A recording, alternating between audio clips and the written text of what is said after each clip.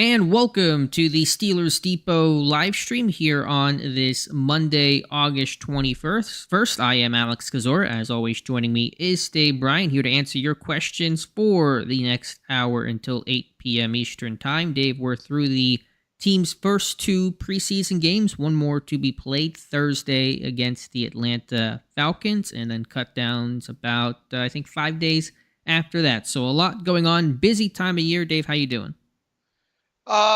Is this the real life? Is this just fantasy? Sing some Queen for you there to start off with. I'm doing fantastic. It's been a busy day today for a Monday and all, and obviously getting into Falcons week already with the game on Thursday night. Quick turnaround, and where did the preseason go? But I bet the people have a lot of questions tonight. It's been a fun, productive preseason for us and for the Pittsburgh Steelers. So again, Dave and I are here until top of the hour, 8 p.m. Eastern Time, answering as many of your Steelers questions as possible. If you have a question, you can put it in the chat if you want a guarantee of your question being A, asked and answered, and B, done so as soon as possible. You can send us a super chat, no obligation to do so, but we appreciate it. If you guys could like the stream, would really appreciate that. That'll bring in more Steelers Nation to the channel. But let's dive on in here to the questions, and we'll start from our friend Mutated Genome.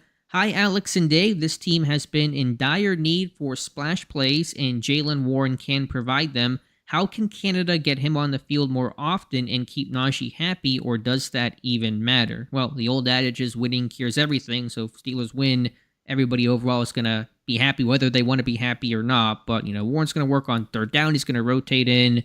They're going to find ways to get him on the field. I think so as well too, and that's been obviously a huge topic since about training camp open and all like that. I think Matt Canada, said it was a Captain Obvious thing, but I guess the way the things have been going on in the outside there, he made sure to he's obviously heard it to some degree to have to come out and say in so many words he's our lead back and all like that, and that's totally understandable. But I think if anything it's beneficial to everybody to get Warren on the field a little bit more. And the explosive look, they can have kind of a thunder lightning kind of thing here with a little bit more thunder headed towards Najee's way. And look, you get down there deep in the red zone, without a doubt he's probably going to be in there 89 times out of 100, I would think, in that situation. And look, he did a good job putting the ball in the end zone last year. They both can catch, so I think Alex probably put it best. Winning kind of cures everything there, but within the same breath, I think that you'll see Warren on the field a little bit more. And I know it feels tired, but they actually ran a bit of pony the back half of last year, 11 snaps. I think most of those came late in the season, so there's a lot of mouths to feed, a lot of talent at the skill positions, but you could see the occasional pony rep. That would not shock me based on what happened last year and based on what's happened in camp this year. All right, Mike Adesso says, there's been a ton of Deontay hate over the last few years, and most of it has been kind of overblown, but man, I does not celebrate enough on my bingo card. That's a spicy one. That was a comment I made on the podcast that, yeah, maybe that was an unfair thought to Deontay Johnson. Certainly wasn't supposed to be a major critique. It's just an observation I've had, not based off of that, just one instance there on the Warren touchdown, but just over the last couple of seasons, or really primarily last season, and that may just be a million different reasons. It's not who cares, but maybe some of the frustration for Deontay. That's a guy that deserves to be having teammates come to him and celebrate. So hopefully he finds the end zone sooner than later in 2023. For those of you in the chat who listened to the podcast this morning, I haven't had a chance to go look for it. Wasn't there a clip of Najee celebrating with Freiermuth after that touchdown? Let me know if with Deontay. Deontay with... Yeah, I did go back and look. They did a chest bump. Okay. All right. Stay tuned for the video after this. Alex Kozora, clouds. What the F are they good for? Yeah, that is going to go premiere here in just a short little while. Matt Bell, the Steelers' first pick of 2020 is odd because the player didn't work out, but we ended up getting good value for him. This is a good question. Knowing this, would you still draft Chase Claypool? If not, who would be the pick? I don't know who the pick would be. I don't know what the 2020 class was there, but just the central question, Dave, if you could do it over, would you still take Chase Claypool? Man, you're messing with the time space continuum. Time. It's a thought though, because they got good value for him ultimately. Yeah, I mean, you turn around and get 32nd overall pick, essentially, a first round draft pick. Obviously, you don't get the perks that come along with that. Who was that's got me curious. We do those redraft exercises every year right after the draft. And see who was drafted right after him. Here are the names of the players drafted right after him until the Steelers' next pick. Jalen Johnson, Trayvon Diggs, Cam Akers, Jalen Hurts. I'm not going to read. We ain't got time to read all of them here. Let's put it this way. Let's say they pick they repick. You don't know who they're going to pick. They're just going to pick somebody not named Chase Claypool. Would you pull that lever? It's impossible to do because of where they're at right now, and I mean, obviously, we don't know what Joey Porter Jr. is going to turn into there. I can't even go there. I think that Willie Gay, Mississippi State, was taken at 63 overall by the Chiefs. How would that look right now? Yeah, not too bad. I think I would take Claypool again. And obviously there were a ton of bumps, but the first year was legitimately really, really good. A 4-touchdown performance against the Eagles, set a bunch of records, and you get good value, and you start over with a promising rookie in Porter Jr. So I think I would do it all over again. Okay. Good question, Matt. John Pennington, friend of the show. Hello, Dave and Alex. Hey, guys. We all know what Najee and Warren bring to the table, but I want to see Bell and Valladay Hagan run behind the starters to see what they really can do. So what do you think? John loves his practice squad, guys, and we love John for that. Probably not going to be an opportunity to do that. It is a tough situation to be a backup running back, running behind a backup offensive line, and all the issues that come along with that. But, Harris, Warren, they're going to be the guys, and they need the reps right now. That's how you make the team, is you run behind those second and third team lines and make something out of nothing. I would, with another week under his belt, I would like to see some Valladay this week, a little bit more of them this week here, because I mean, look, nobody. Who's in the driver's seat for even a practice squad spot right now? It's just there hasn't been any competition. Nobody pushing once you get beyond a guy like Anthony McFarland there. So I would definitely use the second half. Once I get done with the starters and all in this game for however long they're going to play, I would definitely try to pick my top two guys if I'm the coaching staff, and that would probably be at this point Bell and Valladay, and I'd work the snot out of them. Special teams too, because didn't we say that neither one of them, none of them played. What one snap apiece on those things? I mean, and quite honestly, that's where their worth is right now. Proven, obviously what they can do with the football, but man, can they play on special teams? It's weird. They have basically one back on the roster who does, and that's Jalen Warren. McFarland may be kick returner, but besides that, he's a one-unit kind of guy. And obviously, Najee's not going to do it, and Warren probably won't do much of it this year. And yeah, the depth chart behind for a team that's always kind of had that dedicated special teams dude, whether that's go back to Veron Haynes or Benny Snell, of course. It's odd this team is lacking that right now. Let's see, got a question from a fellow. Alex says, could we see a trade before the season starts, similar to the Malik Reed trade last season to get a backup center? Dave, we've had this conversation quite a bit. I'm sure it will continue. What are your thoughts? Everybody should know my thoughts on that at this point. If they do at this point, I could see it happen. I still wonder what's going to happen with Kevin Dotson. And I still wonder if this team might entertain trading for a backup center. The problem is when you look around the rest of the NFL at some of these depth charts and all like that, and they're obviously, unless you're paying really, really, really close attention to those teams, because some guys are listed at guard who have center experience, and it makes you wonder who would be that guy. But I mean, if they do trade for somebody, I think it could be for a center at this point. I think that's within the realm of possibility. I think you look at the waiver wire too, but obviously don't know what's going to be out there and available. So I'm going to have to look at depth charts, get on our lads the next couple of days and see what's out there. Again, I mentioned Jimmy Morrissey. I still think that's a name that makes more sense than probably any other I'll come up with, but stay tuned. We'll keep talking about it. Let's see. Mike Adesso asking about Steelers Depot uniforms. Can we expect them out on the market soon? I think he may be the only person asking for Depot uniforms, but we'll keep you posted, Mike. Yeah, well, that's obviously in response. I got somehow they used Steelers Depot Twitter handle instead of Steelers with one of these.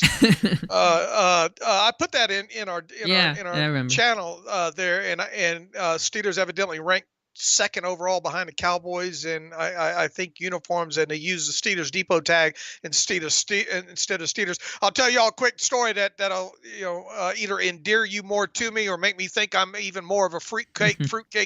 I am obsessive compulsive and I'm mania bipolar, and I've just got. I got a lot of, I deal with a lot of stuff with my own self every day, and for years now, I wear the same thing every day. I wear khaki cargo shorts, and I wear it's a long sleeve Hanes t-shirt with gray and then darker gray sleeves on them, and I have 3 sets of those that I rotate through. And I hate my socks. I don't like the socks to get separated from each other. So I have I have a set of Prince, ankle high socks that are different colors, in the toes and all like that. That way I can make sure the socks keep matched. And my wife has called it my uniform for years and all like that. And very rarely, unless I put on some jeans, will you see me out of the uniform. So the uniform is khaki cargo shorts and a long sleeve gray t-shirt. And that is mandated for all Steelers Depot writers to wear that at all times. And so that is Einstein, had to wear the same suit, because he figured why clutter the mind, with having to make decisions, unimportant decisions like that. But that is the uniform. We're in big Jake from State Farm territory. What are you wearing? Khakis? That is where we're at right now. All right, let's get back to the Steelers here. 76 people in the chat. Appreciate that. If you guys could all like the stream, would really mean a lot to Dave and myself. Chiller says, have you seen more creative plays this camp, or was it more executing the basics? That's hard to say watching it live. There were a couple of wrinkles, but Canada's in year 3 with his tenure, second year with Pickett, and kind of a lot of the core in place. So I don't think it was radically different. Obviously we'll see how the regular season looks, what they may be hiding and unveiling then. But there were a couple of tweaks, probably some more screens, but nothing that really, had me by surprise.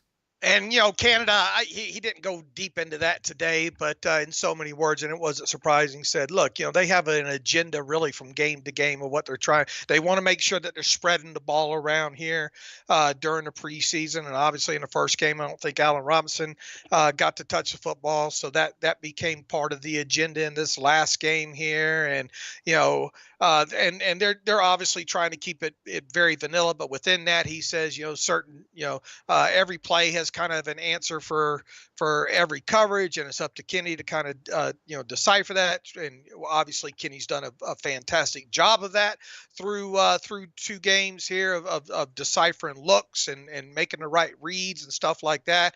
But Canada says, look, it also is a small sample size on top of it so far here. So I don't see things drastically changing, as far as overall wrinkles in this offense from last year to this year, right? No, I think it'll, the groundwork will be the same. I'm sure things will be a little bit different, different style of curtains and, I don't know, tiling and all that in the house, but the foundation will be the same. I got a good super chat from Douglas Mossman, who says, which draft will be better in the end, 2022 or 2023? It's another good question. Obviously, 2023 is yet to take a snap in a game that counts, but what do you think, Dave? It's funny how you go from certain things in a preseason to looking back on it, nearly a year later and, kind of say, well, I don't know, would I done this? This 2023 class looks sharp. right now. I'll tell you that from where we sit right now. I mean, you got a guy like, in Herbig that looks like he could be a steal for where they got him. Uh, what else? Joey, obviously, it feels like you got, maybe a first rounder in the second round there. Darnell has done everything that you've seen on college tape with him so far. I don't know. That's a tough one. I mean, we'll get asked this the same time next year. Maybe we'll look back and say, we were kind of high. I don't know, but I'll say this. So far, and obviously unfortunate what happened to Corey Trice early on there, but I mean, this looks like a promising class so far. Plain and simple. It does. It's a good question to answer because you got Spencer Anderson almost hitting the cycle. He's got to get the left tackle spot. Playing all 5 positions. And look, I mean, he odds are that's going to be his career role, right? But I mean, he also might be just one snap away of seeing considerable snaps, during his rookie season there. But to get a guy with your last pick, in the 7th round there, like they did in him, I mean, so far, it looks like a pretty good pick overall. So especially with the versatility. And sometimes those kind of versatile backups become starters or get paid. Chris Hubbard got paid, and Matt Fowler didn't get paid as much, but he got a decent contract from the Chargers when he became a free agent. So you never know what could happen 5 years from now. It's impossible to say, obviously, and the 2023 class has not taken a snap that counts yet, but I'll say this. If Kenny Pickett becomes the true franchise quarterback, and if George Pickens becomes the elite receiver he's capable of being, it's hard to beat those two things. When you have, everyone thinks the 04 class was really good. It wasn't. It was Ben, Max Starks, and not much else. But because you had Ben and that top-end quarterback, it's regarded as a really good class. So quarterback kind of trumps everything, so I'll say 2022 if Pickett hits. If you probably go back somewhere in these archives, back with Kelvin Beachum and all, and I can remember specifically after the second, I think the second preseason game that year, I was wondering, man, where the heck is Kelvin Beachum going to fit into this thing? Because they had played him, I think, at tackle and guard, and he didn't look overly good. I didn't think at the time back then, obviously we didn't have the access to all 22, but I mean, even the TV tape, wasn't very, very appealing to him. I remember thinking at that time, man, is this guy even going to be practice squad material? And you turn around and he's still here.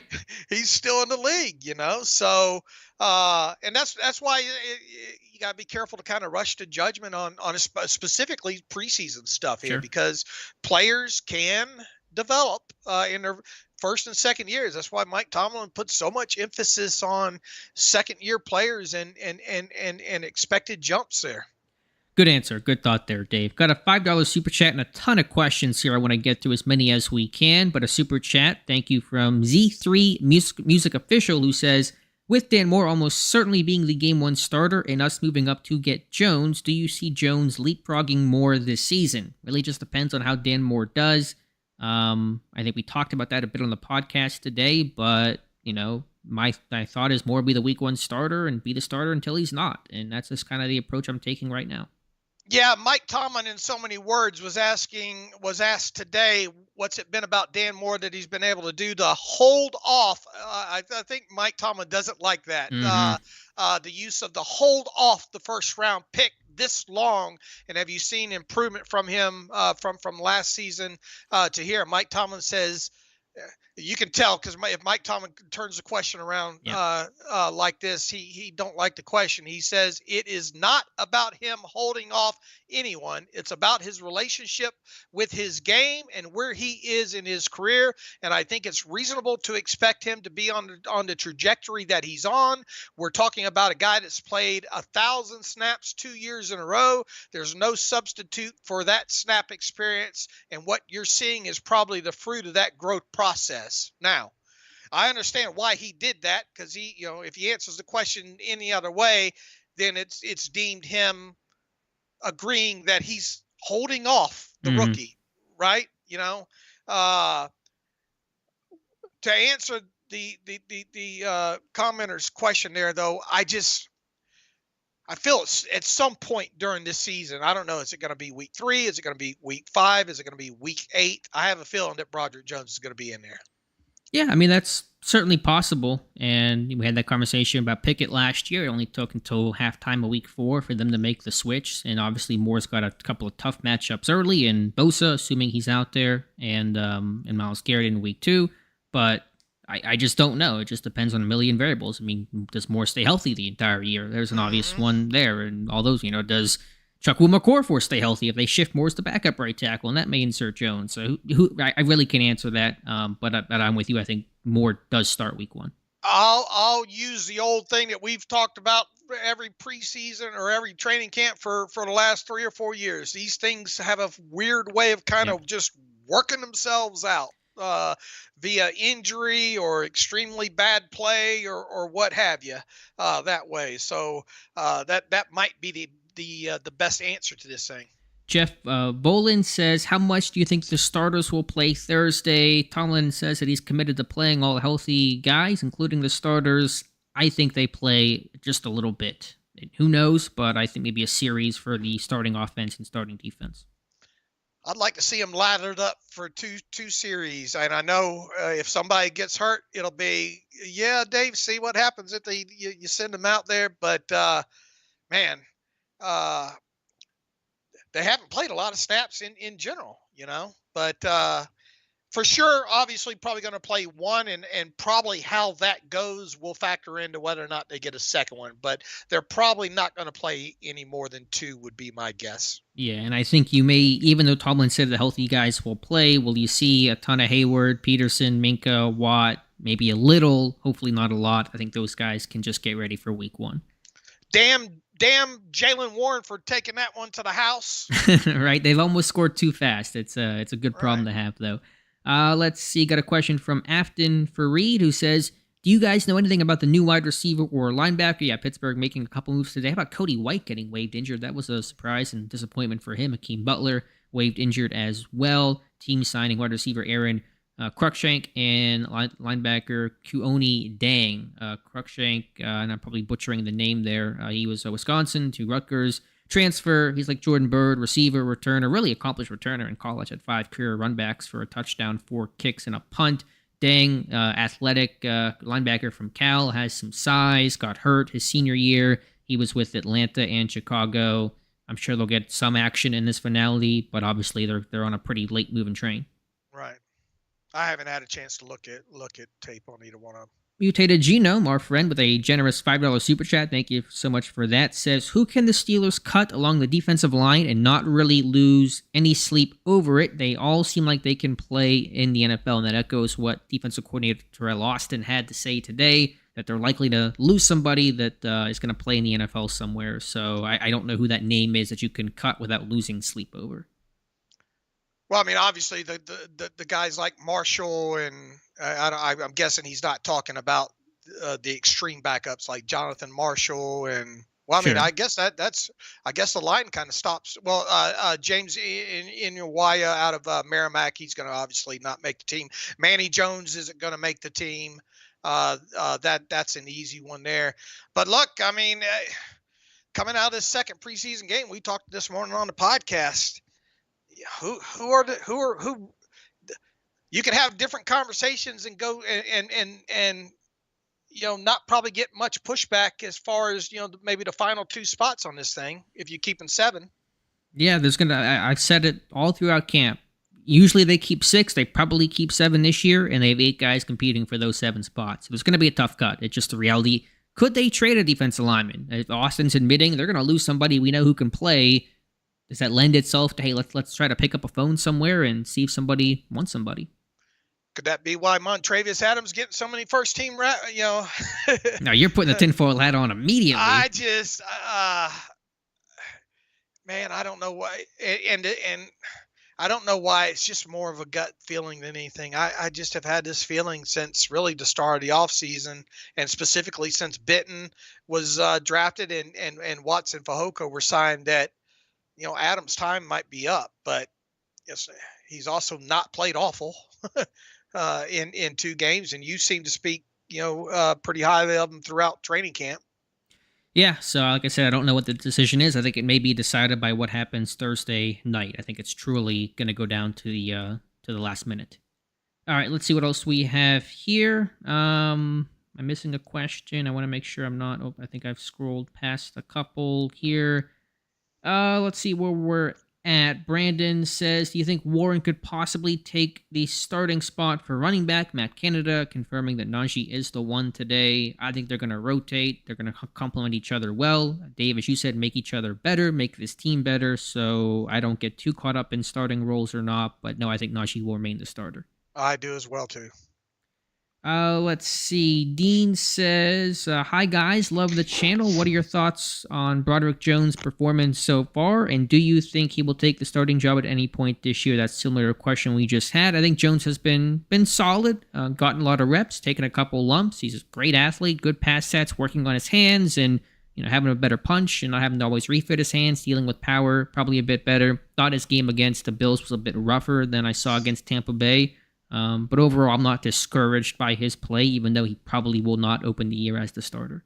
Right, and getting used to Pat Meyer's system and all like that, and getting used to carrying his hands a little bit better. And as you kind of pointed out this morning, trying to get used to independent hands and all like that.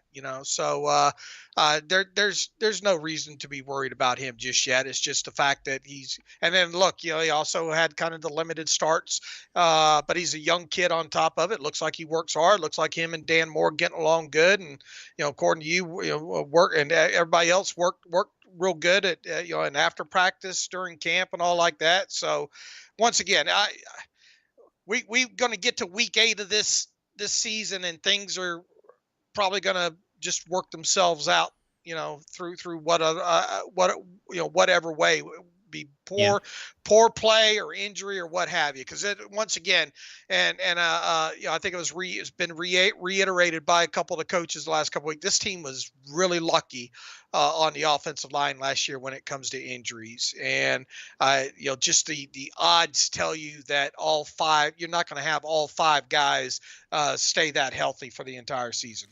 For sure. I mean, it's been basically 1 year since a starting offensive lineman got hurt and missed a game, preseason or regular season. So, pretty remarkable streak. We'll see how long it continues. Vegas TJG says, how concerned are you with the run game outside of the 62-yard touchdown? They averaged 1.8 yards per carry. Dave, are you concerned about that? Nah, come get me when you get into the regular season. Yeah. I mean, look, would you obviously want it better than that? Yes. But come talk to me 4 games in. Yeah. With backups and preseason action, not too concerned about the overall stats. Although it is fair to point out, besides that Warren run, there was not a ton of success overall with the run game against Buffalo. Jared says, Alex, it was a real pleasure getting to meet you at camp last week. I told you my buddies would be pumped, and were they ever? I can't tell you how many walks with my dog you guys keep us entertained on. Good to meet you, Jared, as well. Appreciate that, and appreciate everybody that came out and said hello at training camp. We kind of take it for granted what that people have lives, because we get so caught up just talking to each other on the podcast sometimes that, people say, go for a walk. I'm out mowing the grass. You get me through 3 hours of work and that kind of stuff we don't obviously see, so we appreciate, people listening and carving out pieces of your day, however you have to do it, to listen when you can. For sure. Sydney with more of a comment. I think big plays in the running game are going to come from both of them due to the better O-line and O-line getting to the linebackers. This did not happen much last year. Yeah, hopefully this team will have some more explosive, plays in the run game, more explosive plays overall. And look, 10-yard runs are technically, the standard in the NFL when it comes to explosive plays. But 20 sure can flip the field, and 60 can really make a difference, in the ball game. And I just can't help but go back to a couple of years ago when it seemed like the Steelers defense was the one giving up, those kind of runs. And I mean, that's when you get a 20+ run, out of your running back, that's stealing, or anybody in the running game. Because Sims had one last year. Najee had one against the Saints. Warren had a 30-something yard run there. So any time that explosive plays in the game of football are awfully important in general. And this team didn't have enough of them even in the passing game last year. But man, if you get them in the running game, in addition to the passing game, that to me, that's a cheat. That's a cheat. Yeah, they flipped the field, they changed momentum, they changed the tenor and the tone of games. And Pittsburgh looking for more of that, no doubt, in 2023. Dominic says, how worried or confident are you guys about the lack of a one-size-fits-all nickel corner? So in the post-Hilton world, they've kind of done it by committee, Millette and Sutton, and this year looking like Peterson and somebody else, potentially Elijah Riley. Would you prefer that one guy, Dave, or are you good with the by committee approach? Let me tell you, I was not happy to see Mike Hilton leave for what he was able to do. I'm gonna break out the Mike Tomlin reference here. You have red paint, you paint the barn red here. So I think look, I mean, it's hard to find unless you're dropping a lot of a high draft pick on him. I mean, it's hard to find a guy, I think, in today's NFL that can stay on the field, and be good both against the run. So unfortunately, a lot of times you do end up mix and matching, things. And it's certainly, I think one of the biggest things here is you worry about the coming on and the coming off of the field, and you're going to have to burn a timeout. Then obviously the communication aspect as opposed to cycling through the same 11 or 12 players. You know what I'm saying? In there, when you're going to have fun charting this year, Alex. That's one way to describe it.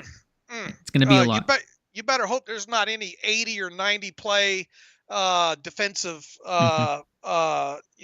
things to have to chart in here, because I have a feeling with the safeties and the corners and the linebackers, there's going to be a lot of substitutions going on defense. Yeah, and you wonder if Pittsburgh maybe tries to slow play things early while everyone kind of gets on the same page, but there's a line between trying to run what you want to run versus not overloading and risking communication issues, so we'll see how that looks. But yeah, I think you would prefer the Mike Hilton, just one guy. That's all you have to worry about is just one guy, less chance for a guy to get hurt and not have to replace specialized roles. But as you said, as Mike Tomlin would say, specialization is the NFL, and if you can't get one guy to do it, then let's have multiple people and make it work that way.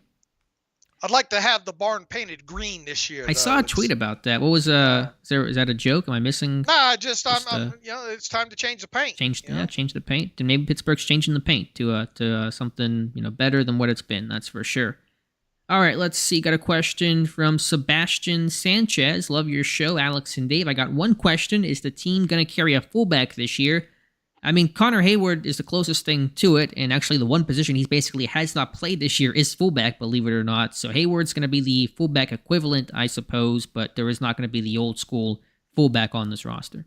Yeah, and even when they had a fullback in Derek Watt, how much did they actually use him, Yeah, a couple carries last year, short yardage, but that was about it.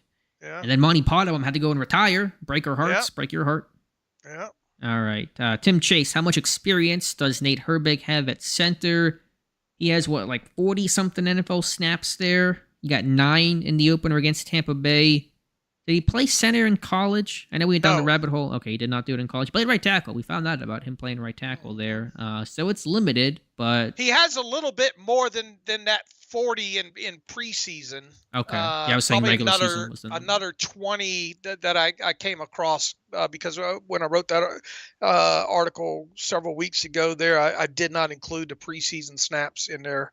But I think he's got another, 20 to, I forget the number, 20 to 38. I forget what it was in there, but certainly not, upwards of 200 to 400 or 500, Right. But he's gotten a lot of work in the summer before he hurt a shoulder, and so there's certainly some practice reps, but obviously nothing replaces the in-game type of stuff. I still think internally, and maybe just even the overall versus the field, Herbig is the favorite to be the backup center to start the season.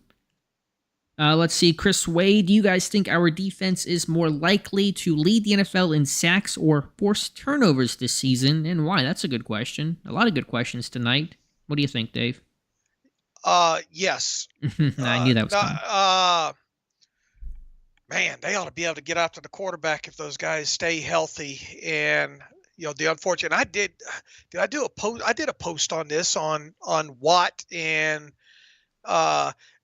just the forced fumbles. It just seems to be so random. Even if you get the ball loose, which way does the ball bounce? With them. And the funny thing is about and I did this something related to turnovers related to Watt specifically, whether it be interceptions or forced fumbles that either he recovered or someone on the team recovered, and it's not as high as what he's forced quite a few of them. It's just they haven't come away with as many as you would think, because it is probably such a random thing of how close does a quarterback have a chance to jump on a butt? There's so much randomness, I guess, to it and all.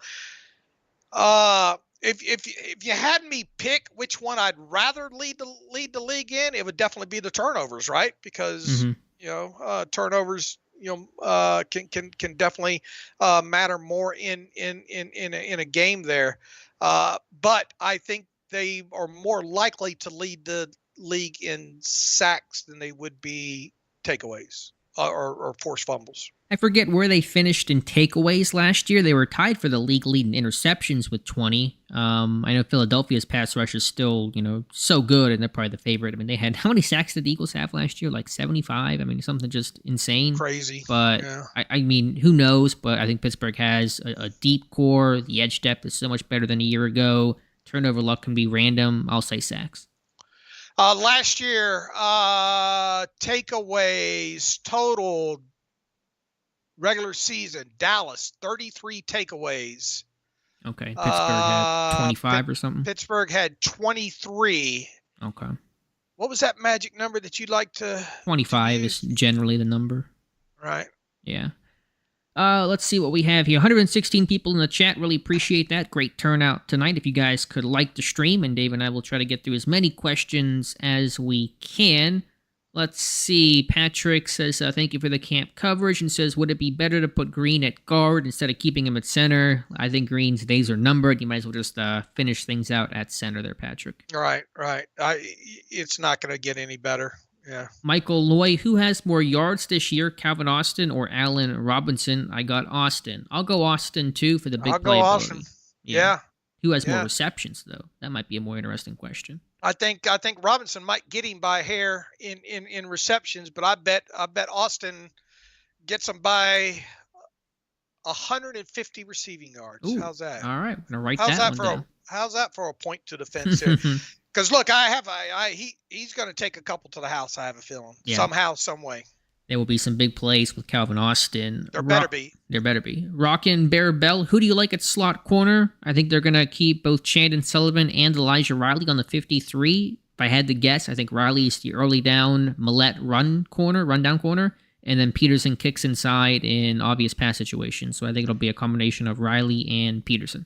Man, you hate to read too much into what Mike Tomlin says during press conferences, but he was asked about Elijah Riley today, and something along the lines of he's been here now for a full year, starting to come to compete. What have you seen that you really like out of him? And Mike Tomlin said, I think he's showing that he has been here, and that's a reasonable expectation, a guy that's familiar with our environment and familiar with our schematics and so forth, and he could focus his energies on just the play or the quality of play, and he has taken a significant step in terms of productivity in stadium, on defense, and in teams, obviously meaning special teams, and good for him, good for us. I mean, I'm not saying, I'm just saying. I think that says he's making the 53. He's a starter on the punt team as a wing. He can play safety, he can play slot corner. Dude's making the team. And if he don't, then shame on me for trying to read too much into what Mike Tomlin said today. Right, but I think his camp has been good overall, and Terrell Austin made similar comments that both guys, Sullivan and Riley, have done well. Our friend David Kapoor says, love Dave for his disorders, which are in fact gifts. So they're not disorders, Dave. They're just oh, yeah, gifts. Look, I'm blessed. Don't get me wrong. I feel blessed. Once I came, to the realization that these things allow me to be hyper focused and especially when I was able to quit a few of my other dysfunctions years ago, it once I've learned to harness it and accept it and not get mad, people making fun of my stuttering and things like that. This is how I am. So once I accepted that, I I embrace them now. I feel very blessed that I have them. And we all love you for it. And the Depot site's just have been a great year, and hopefully it will continue. We expected it will. Patrick Donovan, who is the number 3 tight end if the 53 was today? Do we go with the receiving tight end or blocking tight end Gentry? I don't know if that's a reference to Rodney Williams or not. I think it's going to be Freiermuth and Washington and Hayward, and I think Gentry makes it as well. I think Gentry, though, is going to be inactive on game day. Yeah, I still have a little bit of a question about whether or not Gentry should be written down in pen or not. I mean, he's still in my 53 projection, and I haven't even started looking at mine. Obviously, mine's not going to change, too terribly much, if at all. That put out before Thursday's game there, but a lot. He's that other kind of feeling that I have along with Montravius Adams. I just just a surprise cut. How safe is he? That's fair. Don't want to get blinders on and just assume it. You could cut him and it wouldn't shock either of us, I don't think. That's a fair thought there. Brandon Hatcher with a $5 super chat says, "Hey fellas, on today's podcast, you said the touchdowns to tight ends are way up. Are there any other training camp stats that stand out?" I've just pulled up the training camp stats. Kenny Pickett throwing 1 interception throughout the entire 11-on-11 period of practice. That's certainly notable for a guy who threw just 1 pick after the bye week last year. What else is there? Darnell Washington, 7 touchdowns. Speaking of tight end touchdowns on 15 catches, that's what we call a high percentage touchdowns for Darnell Washington. How you do those hieroglyphics of yours? Oh, wow. It's a system, all right. But you can go back and check out the article. Kind of have some notes there on some analysis from the camp stats. Thank you for the super chat, Brandon. Let's get back to the questions. About 15 minutes left, so get your questions in as soon as you can so we can try to get to as many as possible. Let me scroll back up and find where I was trying to go in chronological order. Let's see what we have here. Who's forgotten? What's the playing time for Game 3 looking like for the starters and such? Mike Tomlin has not laid that out. Said the starters, all healthy guys, will play. I think Dave and I both think he'll be pretty much have a quick hook with the first team offense and defense. Yeah, I'd say 1 or 2 series, and I mean, do you even need that on the defensive side of football? Not really. I'd really question whether even I'd want to put Watt and Hayward or Minka or some of those guys out there. Look, if you have Benton healthy for this one, man, I'd want to burn the mess out of them against some first team guys. I don't know if I'd play Watt and Hayward and Highsmith and Minka and Patrick Peterson, even though Mike Tomlin, says he said that before the first game too. All healthy players will play, and look at all the scratches, Right. TJ Watt got hurt in that 3rd game last year, right? In the preseason, that knee, he took that low cut block. Oh, yeah, he did. I mean, not that you want to live in your fears if you're Mike Tomlin, but they've been very protective of Najee Harris. Let's go be protective of TJ Watt, because literally there is nobody more that has a stronger correlation to team success than TJ Watt and the Pittsburgh Steelers. All right, Pickle Rick 15 with the Rick and Morty reference says, "Shout out Steelers Depot, the best underground media team in the league." I like that phrase, underground media team. That's how we work here, Dave. In the night. Yeah, be careful who you don't call us journalists or media. You use that term to the wrong people, they'll get after you. We're bloggers. Yeah, just a blog, as one media member once said. Tim Chase with a $10 super chat. Thank you, Tim, and appreciate your constant support of these live streams. He says, "Have not been this happy with a draft in years. I remember one year our best draft pick was a special teams guy. Yikes." Not sure what year that's referencing, but probably a couple. Remember when Patrick Bailey won the Joe Green Award way back when as the undrafted free agent linebacker? So yeah, there's been some clunkers. We'll see how this goes, but I don't think we'll call this class a clunker. What'd you think about what Baldy said about Herbig today? Kind of matches what I said on Sunday. Oh, about like the new moves and stuff? Yeah. Yeah.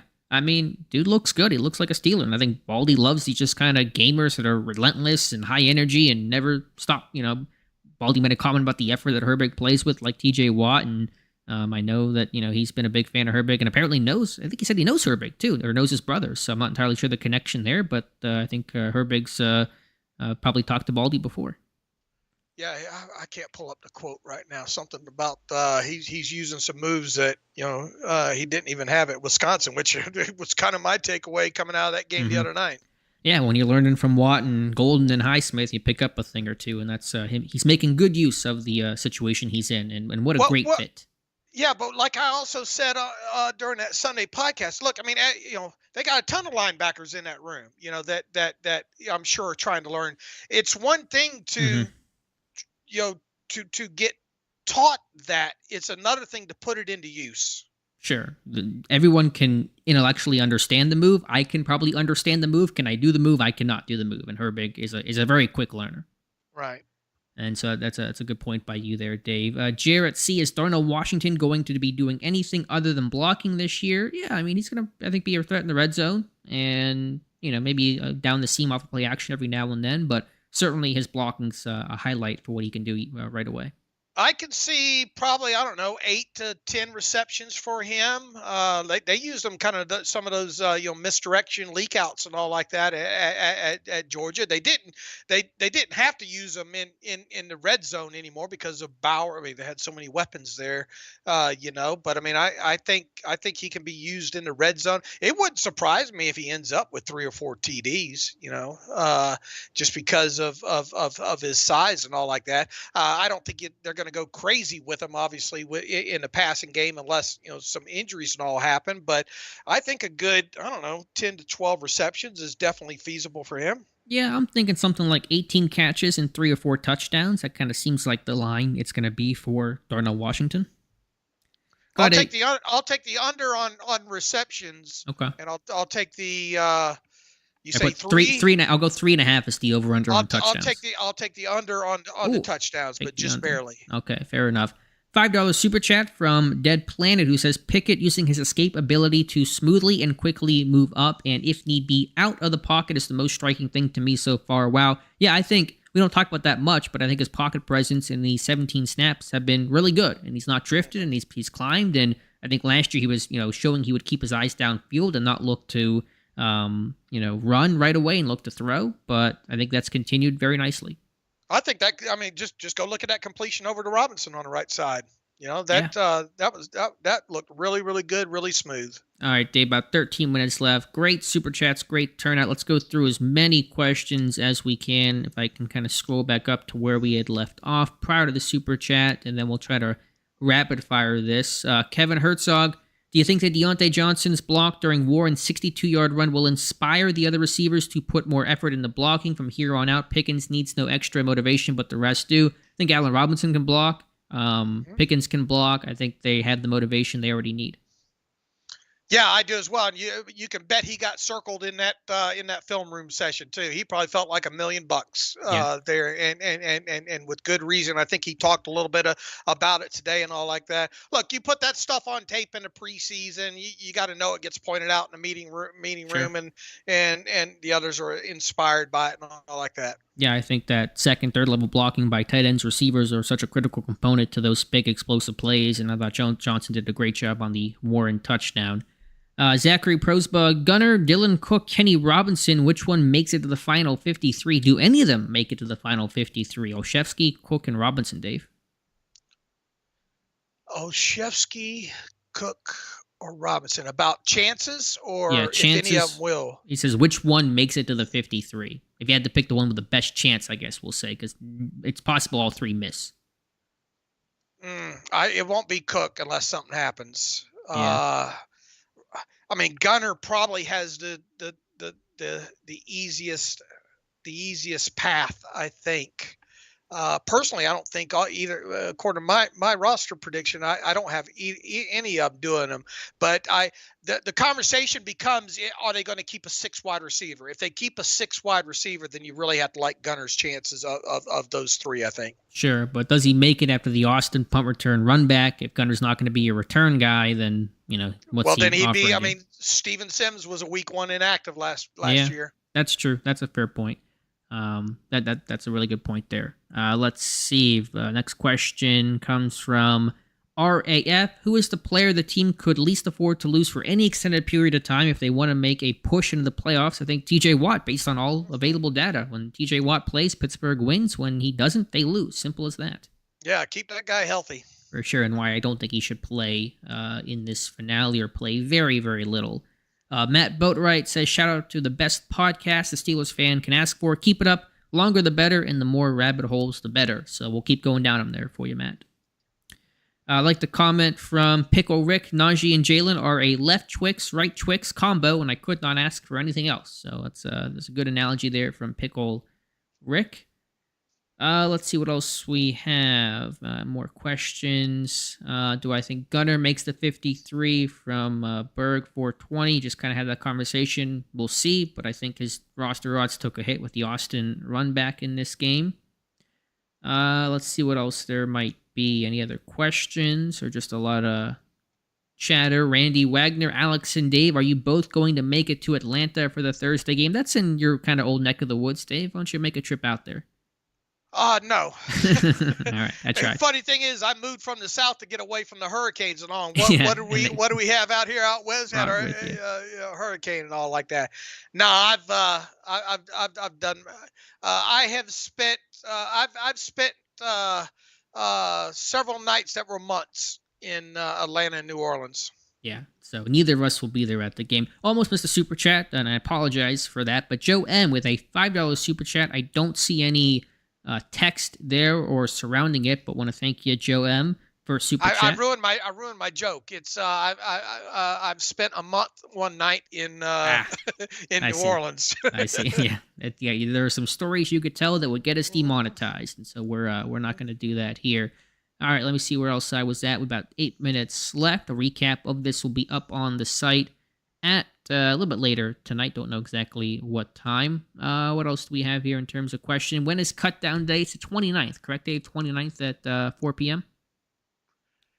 Whatever that Tuesday is, right? Yeah, I believe that's August 29th. 4 p.m. will be the cut down. And again, it's just 90 to 53. They got rid of the whittling down, which we both appreciated. They're not going 5 cuts and then 5 cuts and the whole thing. It's just 90 to 53. So there's going to be thousands of players cut at once. And I bet quite a few trades this year, too. Mm-hmm. And I bet a few more trades than normal around the NFL. True. And not that he'd be traded on cutdown day, but Colts running back Jonathan Taylor has officially been granted permission for a trade, and Pittsburgh plays the Colts in Week 15. Will they play Jonathan Taylor? We'll have to see. Let's see. Pickle Rick, Spencer Anderson will become the center because Kendrick Green is ugly to watch. All right, we'll see. I think Herbig will still be the backup there. Is the practice squad 16 still? Yes, it is still 16. What else do we have here? Alex and Dave, do you have any thoughts on Core 4's potential future going forward? Do you guys think he's solid? If not, I know that cutting him after the 2023 season could provide some decent cap savings. Dave? Say it again. Somebody here says Dave said it was Najee was a bad pick. I never said Najee was a bad pick. I just don't like running backs in the first round. Right, the fungibility of them. Yeah, so the fungibility here. Yeah. A Core 4. What's your thoughts on a Core 4's future and potential cut implications after this year? Look, he's playing to make it past March next year, I think, because that's I think another roster bonus with him there. So how he plays this year will determine, obviously whether or not he's around by next March. Let me pull up real quick his contract here. He's got a $4 million roster bonus due on March 22nd. So he's playing this year to make it past March next year. All right, so we'll see. I don't know how it's going to go. I mean, we'll see how Dan Moore looks and if Broderick Jones plays. And, you assume Jones will be in the lineup sooner than later. And if Moore plays well, there's a lot of considerations to be had there. But we'll deal with that after the season. Dave Shipley says, Alex finally made a live show. I'm a defensive guy with the open offense. I personally only like that trailing the opposite side is turnovers. Not entirely sure what that means. Maybe I'm misreading that there, but he would trade Kendrick Green for a Fiore's pizza, and so he's ready to ship. Kendrick Green. I don't know. I haven't had that pizza. Obviously, have you had that pizza? Is it good pizza? I have not. I quit a lot of dairy stuff, so pizza's kind of out for me. But I've heard good things about Fiore's. Do we see Chandon Sullivan making the 53? I think he's on both of our roster predictions right now. So yeah, I like the chances. Will Pickett play Atlanta on Thursday? Tomlin's hinting that he will. I think we probably will see him, but hopefully for only a series or 2 max. Let's see what else we have. Just 5 minutes left. How are we feeling about Matt Canada? So far, so good, but I think as Canada even rightly kind of try to shift perspective today, it is just preseason. If this team lays an egg against the 49ers, we're back to firing Canada and move the whole team to Albuquerque. So, we'll just have to see how week one goes. Yeah, come talk to us about the bye week. yeah, getting choked up there talking about saying good things about Matt Canada apparently has a reflex for me. But I think it has been good so far, and the pieces are there, and I believe this team is able to actually produce. Has anybody signed the punter from Buffalo? I believe that's referencing Matt Araiza. We get a ton of Matt Araiza questions in these chats. I don't believe he has been signed by anybody. I don't remember seeing it either. Yeah, who is Baldy? That's Brian Baldinger from NFL Network. Film junkie. Love Baldy. He's just a football connoisseur. You can tell he spends time in the tape. That is for sure. That is one thing you can tell easily with analysts who watches the tape and who does not. And the thing is, you can tell he watches tape of every. I mean, because he puts the proof out there too. Right. It's not just. Man, I got a lot of respect that people got time to power through all 16 games every week. And I'm jealous how quickly he gets the all 22. It always feels like within minutes of the game ending, he's throwing out the clips. Brian Jonker, with McFarland doing so well and Najee being spared live plays this preseason, will we see Tomlin use the running back by committee more so than any of his other years? I mean, I think it's not about McFarland as much. It's just Jaylen Warren going to get in there. So, yeah, I think you're going to see a pretty strong committee approach. I think you saw that last year. Yeah, I'll stand by what kind of my thought has been. You find a way to get Warren on the field a little bit more. Is Pickett moving through his progressions well? Yeah, I think he's done a nice job. I think you've certainly seen that jump, and you would expect that for a guy in his first full year starting and his second year in the NFL. So far, so good this summer with him. Look, I mean, it's been a great summer for this team, top to bottom. We've talked about this. You move it through each stage of this thing. I don't know if you could have mapped out a better offseason that this team has had all the way through.